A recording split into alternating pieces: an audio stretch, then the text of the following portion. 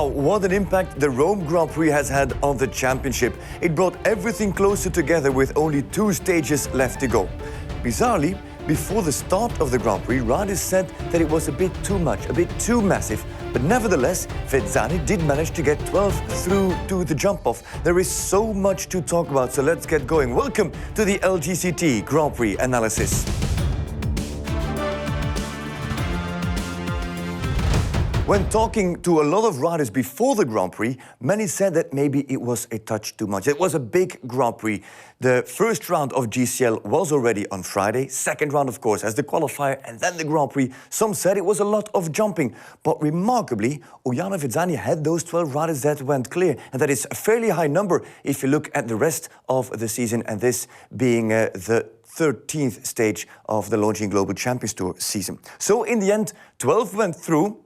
But let's have a look at a line that really stood out in the Grand Prix course. And it was a line that sat at the very end of the course. It is the line from 11 to 12 and to 13. That is from the bush oxer over the vertical and then down to the last oxer there at 13. It's that line that we are going to look into. Now, what stands out in this line? We'll talk about the last part later on. Let's first focus on these 2 fences. It starts with the bush oxer. Bush oxer coming out of the turn, big bush oxer, and then to the tall gate of global champions here at fence 12. In between, Uiano Vezzani had measured 19.4 meters, and 19.4 meters that actually walked like a holding 4. Now, a holding 4 brings you to many different possibilities. Or you have to be on a short striding horse, then the holding 4 isn't a problem. Or you need to be on a very adjustable horse, then the holding 4 aren't a problem. If you're struggling with that, a very good option is to get deep to the first oxer and then have a steep landing and then already compensate a little bit by having that steep landing and maybe winning 30 centimeters, maybe up to half a meter, depending on how your horse otherwise would jump that oxer on a normal stride. So a deep stride to the oxer with a steep landing to follow, and then you would already compensate for the short 4 strides that were to follow. That is the theory, but this is for some how it played out. Have a look. Deep stride to the oxer is a good idea, but for Abdel Said, it straight away started with a hard fault, an unusual hard fault for him in that Grand Prix. That was his second fault in Rome in the biggest class of the weekend. That is Abdel Said.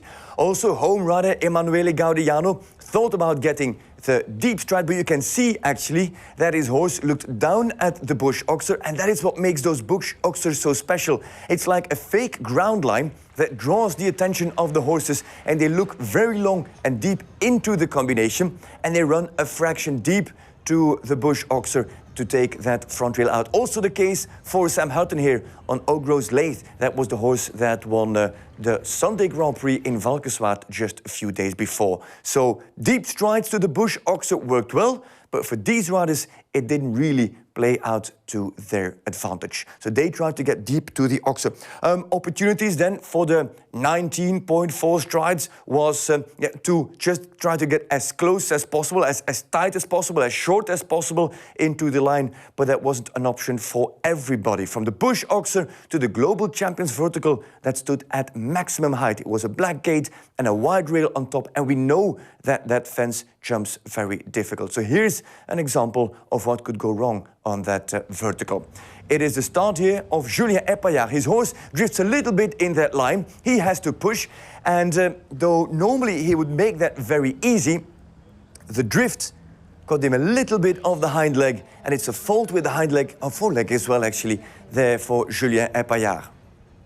This is Derek Kenny, who gets the 4 very early, and maybe the grey overreacts a fraction to his hand. He finds himself maybe a touch long, has to ride up to the vertical and has it down with the hind leg. And this is Ömer Karaevli, clear until there. And also the lightest of brushes on Avant Toi. He holds and just misses the last power to get over that very tall vertical into that very, very short line. Now, back to the 3D, because we've been talking about the bush oxer, we've been talking about the vertical, but there is more. There was more to that line that meets the eye. Actually, if you look at it, this entire line was positioned right by the hospitality. There's a lot of buzz from that hospitality tent pushing horses to the inside of the ring. And that happened all the way through in the next line as well. Horses falling to the inside. And actually, the line that it comes next to the last fence was an outside line. So you really had to ride to the outside and make sure that your horse could get out of the previous line, from the oxer to the vertical, well balanced, so you could really ride positively and confidently those outside 9 strides. And as we were addressing it, you know that it didn't always go to plan. Here's an example. Let's have a look. It's Mark Macaulay. Jasko van de Bisschop, 1 down so far, comes well out of that line. And look at what happens. Jasko, at the takeoff, jumps from, from left to right at the takeoff. And I think if Macaulay could have kept him straight, he would have jumped away from that front rail. Kawai also struggled, and Kawai actually jumps in the opposite direction, jumps at the opposite angle, jumps from inside to outside, making that oxer just a fraction bigger for Golden. Up until there, a very good Grand Prix for Kawai. We've seen Abdel Said already. We saw him fly over the bush oxer and over the vertical. Then Abdel Said has to add, and he comes with a lot of pace on an extra stride, not on 9 but on 10, and finds himself too deep to the Colosseum. And it's more or less the same situation for Vrieling. Look at how his horse is unbalanced, cum laude, how Vrieling has to hold and has to kind of pull him through the turn on the 10 strides.